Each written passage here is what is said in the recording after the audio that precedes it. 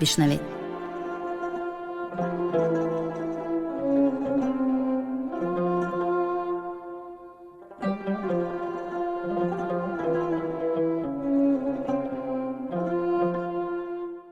جمله های فوق باز ما را آگاه می سازند که در سال فوت والدین سید مراد خواجه و زیورای بنت همراه خان از آنها هیچ گونه ثروت و باییگری، زر و زیور، جواهرات و طلا برای فرزندان باقی نمانده بودند. تمام ثروت و جهاز آنها از توتمویز و غولینگ، یک چند کرپه و باریشت، طبقهای سفال، دیگ جامشویی و خانه و حوری بی اسباب و اسکونه و یک دیگچه مدرسگی و یک خمچه روغنی پدر عبارت بوده است و خلاص. آن 2 سر گوسفند باشد محصول خدمت و زحمت صاحب آن گوسفندان صدرالدین بود.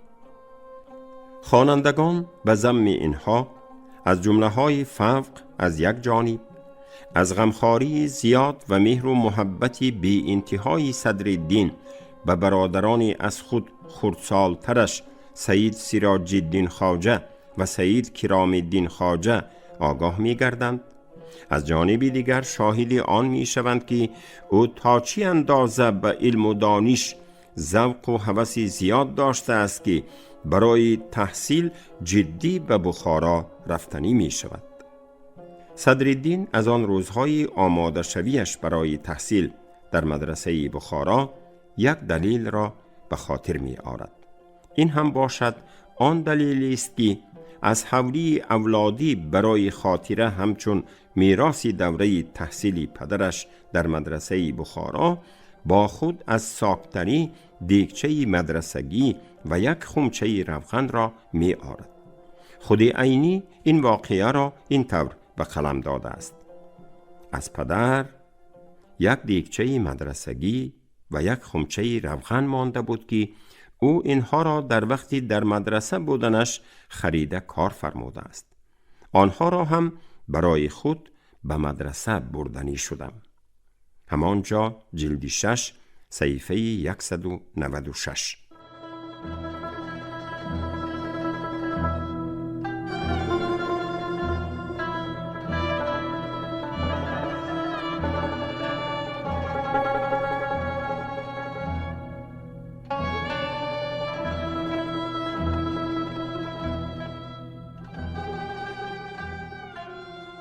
صدرالدین نورس پس از همه این تیاری ها، خرید و فروش ها، جمع آوردن و ذخیره کردن چیز و چاره ها و خوراکواری ها و لباسواری ها، هم برای برادرانی در دهه محله بالا ماندهش، هم برای خودش برای تحصیل در مدرسه، راه بخارا را پیش گرفتنی می شود.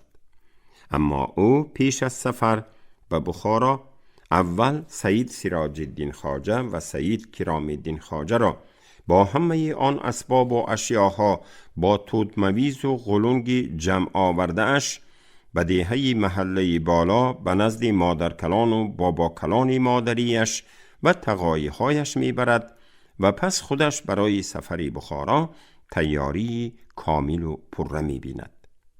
برای تحصیل در مدرسه بخارا اسباب و انجام، پول و مال و خراجات زیادی لازم بود. اما عینی در سال 1890 در بساط خود غیر از آن یک چند کرته لازمی، لباسهای زمستانی، کمکک توتمویز و غولینگ و 5 تنگه 75 تین و یک دیگچه مدرسگی و خمچه روغنی میراثی پدر دیگر چیزی از مال و ثروت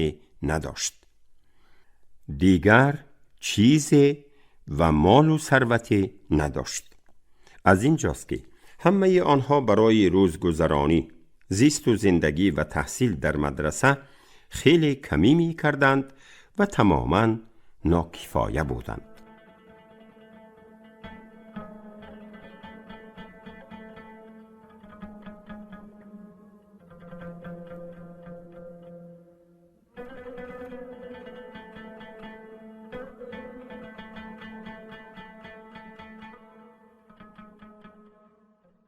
تحصیل عینی در مدرسه.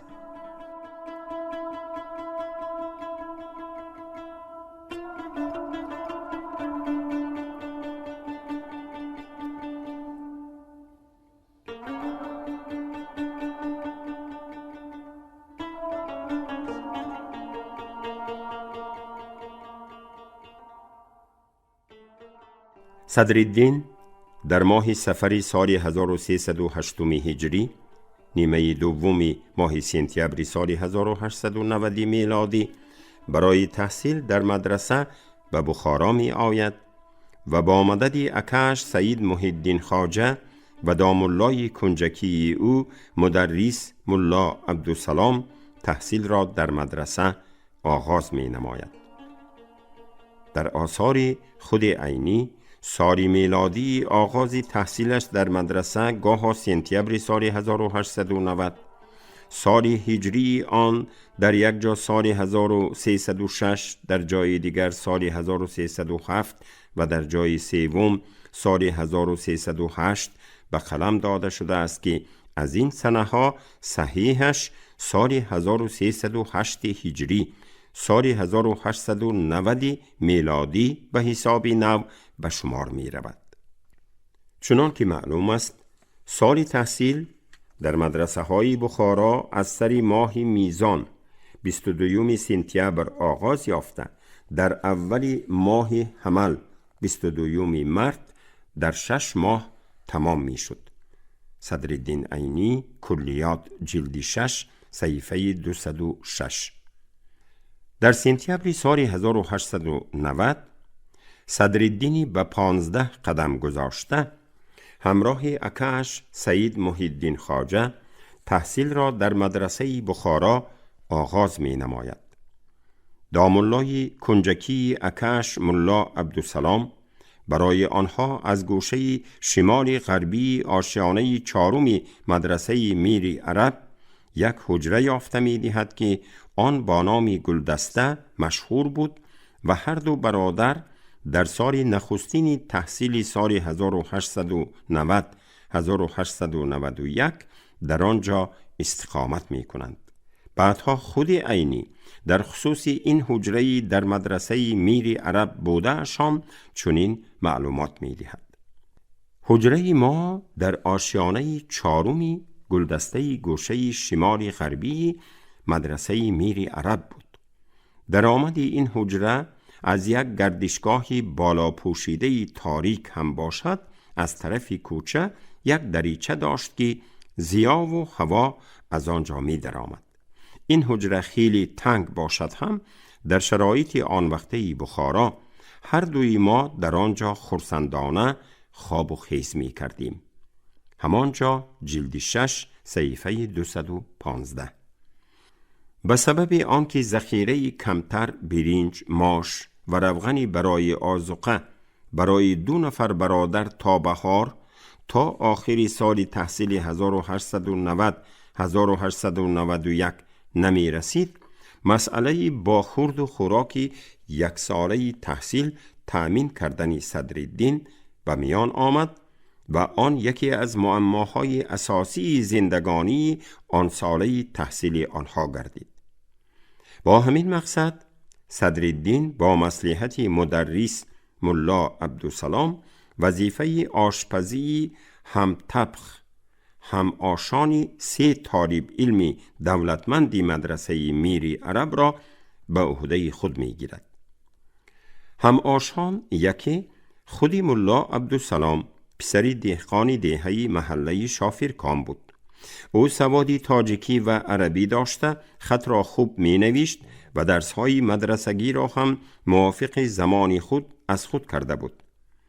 بنابراین با وجودی هنوز مدرسه را تمام نکردنش درسگویی هم می کرد.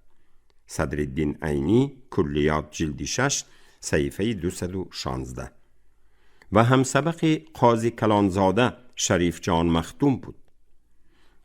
هم طبخ هم آشی دیگر پسری یکی از سوداگران قلعچی وردانزه در کزلی و آق مسجد سودا کننده ملا قاسم بود که در تاجیکی کورسواد و در عربی بیسواد، اما خطی تاجیکی را به زور می نوشت و خطی او را غیر از خودش کسی دیگر خواندن نمی توانست. همانجا جلد 6 صفحه 216. هم آشی سوم قاری بیگی پسری یکی از قاری‌های قژدوان حساب می یافت که قرآن را توتیوار از یاد کرده بود. سواد تاجیکی نیمکاره داشته باشد هم خط نوشته نمی توانست و سواد عربی هیچ نداشت. همانجا جلد 6 صفحه 216. ملا بچه خردسال صدرالدین از همین سال اولی تحصیل 1891 سر کرده در مدرسه میر عرب خدمت آشپزی همین سه همطبخ ملا عبدالسلام، ملا قاسم و قاری بیگی را ادا می نماید. خود عینی در مختصر ترجمه حال خودم همان لحظه های خدمت خود را در نزد آن همطبخان این طور بیان کرده است: دامالله کنجکی اکم ملا عبدالسلام که برای بخارا رفتن من طرفداری کرده بود، مرا به هم آشانی کلکتیو آشخوری خود آشپز کرد. آنها 3 نفر شریکان بودند که من هر روز به نوبت در حجره یکی از آنها آش می پختم. حجره های آنها را رفته می دادم. در روزهای تعطیل جامشویی هاشان را هم کرده می دادم. حق خدمت من این بود که آشی پخته ام را همراه آنها می خوردم. چای پگاهانی و شبانه را در حجره اکم می نوشیدم. صدرالدین عینی، کلیات، جلد 1 صفحه 28. چنان که معلوم است در قلمرو امارت بخارا روزهای تحصیل را روزهای کار می شماریدند. در مدرسه های بخارا 4 روزی تحصیل، روزی کار، شنبه، یکشنبه، دوشنبه، سه شنبه حساب یافته در آن روزها درسهای رسمی درسخانگی می گذاشتند و 3 روزی دیگری هفته را روزهای تعطیل می گفتند که چهارشنبه، پنجشنبه و جمعه 3 روزی تعطیل روزهای دمگیری به شمار می رفت. همانجا جلد 6 صفحه 207. در همان سالهای تحصیلی صدرالدین در مدرسه های بخارا در همان 4 روزی تحصیل، روزی کار، شنبه، یکشنبه، دوشنبه و سه شنبه طالب علمان و ملا بچگان چی در نزد ملاهای کنجکیشان و چی در نزد ملاهای درسخانگیشان درس می خواندند و تعلیم می گرفتند. در 3 شب و روزی دیگری هفته روزهای تعطیل و یا روزهای دمگیری ملا بچگان مدرسه ها از خوانش و تعلیم تماما آزاد بودند و هر کدامشان موافق ذوق و هوس و خواهش و طلبات شخصی خود وقتشان را به هر گونه کاری که خواهند صرف می کردند. در مدرسه های بخارای زمان امیران منقید چی طرز تعلیم و تربیه و چی آموزش علمهای دینی و دنیوی بیشتر با برنامه‌های شخص شده چندین عصره به طور عنعنوی و سخلستی می گذشتند که قسمی از آنها به درد ملا بچگان و طالب علمان علم دوست خوش‌ذوق درمان شده نمی توانستند و اکثر آن علمها به کسی سود نمی بخشیدند. بعدها خود عینی از کدام علمها دانش گرفتن شاگردان ملا بچگان مدرسه های بخارا را به خاطر آورده درباره آنها و درباره برنامه درس های مدرسه های بخارا این طور نوشته بود: در مدرسه های بخارا اساساً علم های زیرین می گذشت: صرف و نحو زبان عربی، منطق، عقاید اسلامی، علم کلام، حکمت طبیعی و الهی، فقه اسلامی، طهارت، نماز، روزه، جنازه، مسئله های حج، زکات، خرید و فروش، غلامداری، غلام آزاد کنی، زنگیری و زن سردهی و مانند اینها که در عملیات دینی یا این که در معاملات جمعیت عاید است. صدرالدین عینی کلیات جلد 6 صفحه های 203-204.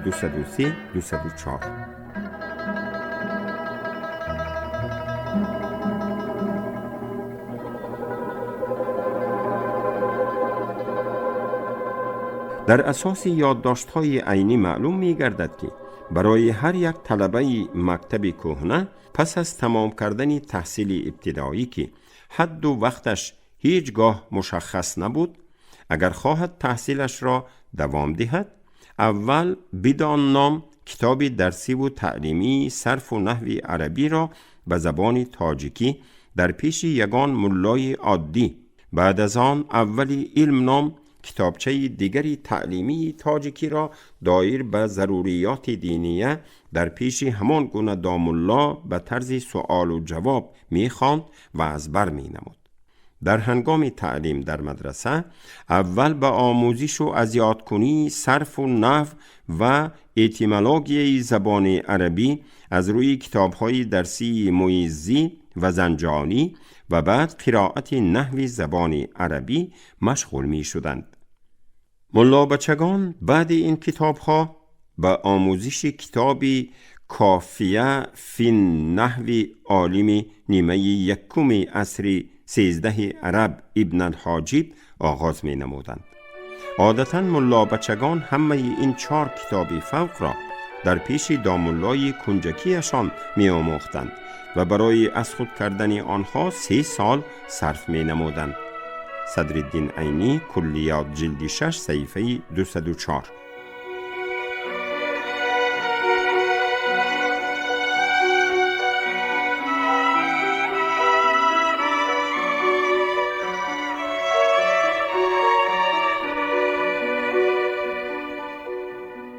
بعد از آن که ملا بچه همه آن کتاب‌ها را از خود می نمود، او به گرفتن نام ملا مشرف می شد. در مدت 5 سال من بعد ملا بچگان شرح ملای مولانا عبدالرحمن جامی را که برای پسرش نوشته بود، آید به شرح کافیه فی نحو ابن الحاجب در مدت 5 سال اولین بار در نزد داماللای درسخانگیشان که جماعه 30 شمار بودند به آموزش آغاز می نمودند. آنها پیش از آن که در نزد داماللای درسخانگی درس را آغاز نمایند، اول در پیش داماللای کنجکی و پس همان درس را در نزد داماللای درسخانگی می خواندند. هر ملا بچه در مدت 5 سال خوانش شرح ملای مولانا عبدالرحمن جامی پیش از سر کردن چی قرائتی آن، چی بقیه مانده رساله کافیه فی نحو و چی شمسیه یا که الرسالة الشمسیه فی قواعد المنطقیه نجم الدین قزوینی نام کتاب آید به منطق را در نزد یگان داماللای کلانتر که درسی او را چنان که اشاره شد درسی درس خانگی می نامیدند خواند و می بایست همان درسش را باز در پیش داماللای کنجکیش گذراند.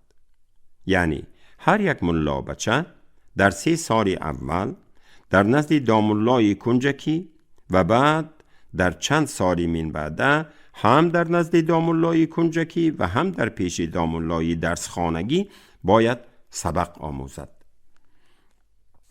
بعد از آن که ملا بچه در درسخانه شرح ملا را به اتمام می رساند، به خوانش حاشیه قطبی آغاز می نمود. این کتاب نیز شرح شمسیه بوده به منطق بخشیده شده بود و آن را در نزد داماللای کنجکی و داماللای درسخانگی در دوام 1 سال می خواندند. بعد از حاشیه قطبی در درسخانه داماللای درسخانگی شرح عقاید نصفی علامه تفتزانی را عادتاً در مدت 4 سال می خواندند. پس از عقاید نصفی نجم الدین ابو حفص نصفی باز در 2 سال تهذیب نام کتاب خوانده می شد که در وی هم منطق و هم علم کلام بیان می یافت. صدرالدین عینی کلیات جلد 6 صفحه 205. حکمت العین نام کتاب را که آید به حکمت طبیعی و ما فوق الطبیعت الهیات بود، در مدرسه بعد از تهذیب 2 سال دیگر می خواندند. در 2 سال آخر در مدرسه در نزد داماللای درسخانگی ملا جلال نام کتاب را می آموختند که به علم کلام آید بود و در روزی تمام کردن مدرسه از حدیث پیغمبر 1 حدیث خوانده شده، دامالله به شاگردان خود درباره درس گفتن از آن چیزهایی که در پیش او خوانده است و هم از آن چیزهایی که در پیش او نخوانده است، ماندن تفسیر قرآن، حدیث پیغمبر و دیگر درسهای دینی اجازت میداد. همانجا جلد 6 صفحه 205. خلاصه سابق ملا بچه و حالا ملا بعد از 19 سال مدرسه را ختم کرده صاحب دانش و معلومات کاملی سخلستی مدرسگی عصر میانه می شد که از آن 11 سالش در نزد داماللای درسخانگی می گذشت. صدرالدین و مثل همه ملا بچگان بخارا از سال تحصیل 1891 سر کرده تمام برنامه تعلیمی مدرسه را طی و از بر می نماید و 19 سال عمرش را صرف تعلیم مدرسه می کند. در برابر آن که او 4 روز تحصیلی هر هفتگی شنبه، یکشنبه، دوشنبه و سه‌شنبه در نزد داماللای کنجکی خود ملا عبدالسلام بابهای رساله کافیه فی نحو ابن الحاجب را آید به نحو زبان عربی می خواند و تعلیم می گرفت، روزانه با نوبت در حجره یکی از آن 3 هم آشان ملا عبدالسلام، ملا قاسم و قاری بیگی هم پلو می پخت، هم حجره هایشان را روبوچین می کرد، هم لباس هایشان را می شست و هم دیگر سپارش هایشان را به جا می آورد. در آن روزی که فردایش درسی درسخانگی هم آشان نباشد، 4شنبه، 5شنبه، جمعه، صدرالدین برای آن هم آشان هم طبخان عادتاً آش را شبانه می پخت تا که آنها در آن شبها شب نشینی نمایند و آششان را در ساعت 9-10 شب خورند و با همین امکان یابند که شب نشینیشان را ادامه دهند. از مضمون و معنی جمله های پایان معلوم می گردد که در سال تحصیل 1890-1891 و من بعد در حجره یکی از آن 3 نفر هم آشان روزی مهنتی صدرالدین نو تدریس چطور می گذشته است.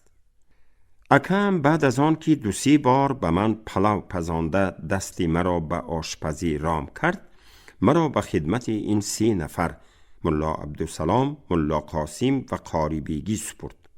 آش هر روز در حجره یکی از این 3 نفر با نوبت پخته می شد. اینها عادتاً هر روز در ساعت 1 آش می خوردند که در آن وقت 1 ساعت از درسخوانی فارغ بودند. من هر روز ساعت 11 به حجره یکی از این 3 نفر که نوبت از آن وی باشد می رفتم.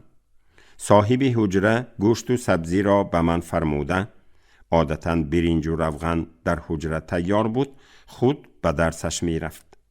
من برای 4 کس که 4م آنها خودم بودم نیمچه 250 گرم گوشت و سبزی و پیاز و دارووار آورده 4 پیاله برنج را پلو پخته در ساعت 1 تیار می کردم.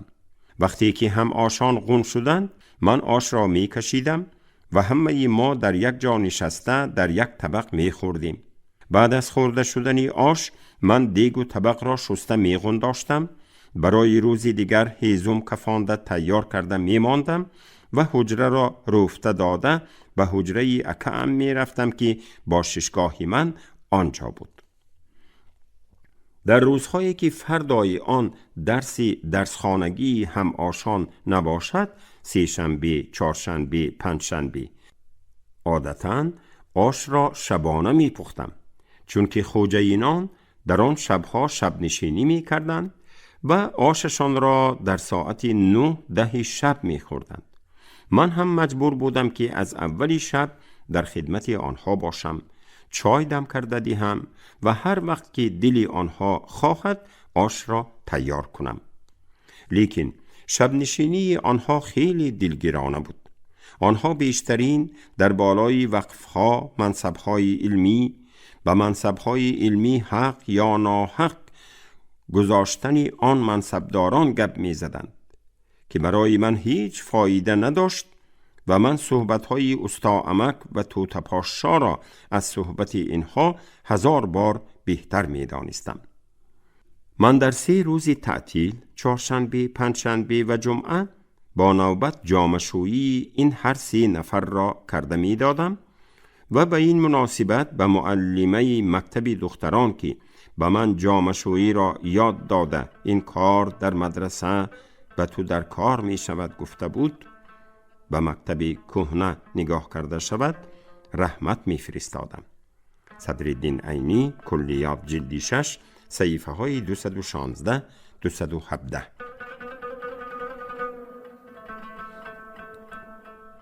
چنان که دیده می شود، در سال نخستین تحصیل و خوانیش وقتی زیادی صدرالدین به خدمت در حجره های ملا عبدالسلام، ملا قاسم و قاری بیگی می گذرد. او هر روز برای آنها بازاری می کرد، طعام می پخت، دیگ و طبقهایشان را می شست، هیزم می کفاند و تیار می نمود، حجره هایشان را در روزهای تعطیل می رفت، جامه‌شوییشان را بجا می آورد و مانند آنها. از همین سبب او برای تحصیل معتدل کم وقت می یافت. در عین زمان شب نشینی های دلگیر کننده این 3 خوجین متعصب دل صدرالدین را از آنها خنک می کند و او را از دایره شان تدریجاً دور می سازد. از همین سال 1890-1891 اولی تحصیلش در مدرسه، صدرالدین موافق تأکید و تعلیم پدرش سید مراد خواجه شب نشینی های خیلی دلگرانه ملایان و خوجینانش را درباره وقفها و منصبهای گوناگون حق یا ناحق گذاشتن منصبداران و امثال آنها را دوست نمی دارد. به نظرش و برایش صحبتهای استاعمک و افسانه و شوق و نقلهای توتپاشا از آن شب نشینی های دلگیر کننده 1000ها ره فایده‌ناکتر، سودمندتر و پرقیمتتر بودند.